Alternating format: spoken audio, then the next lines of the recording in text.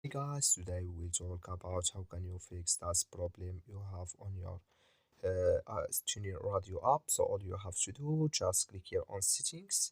So then it's going to take you to this list here. Then you just go down. You click here on apps. So then you come to apps list here. Then you just go down to looking for TuneIn radio app here. So you go down.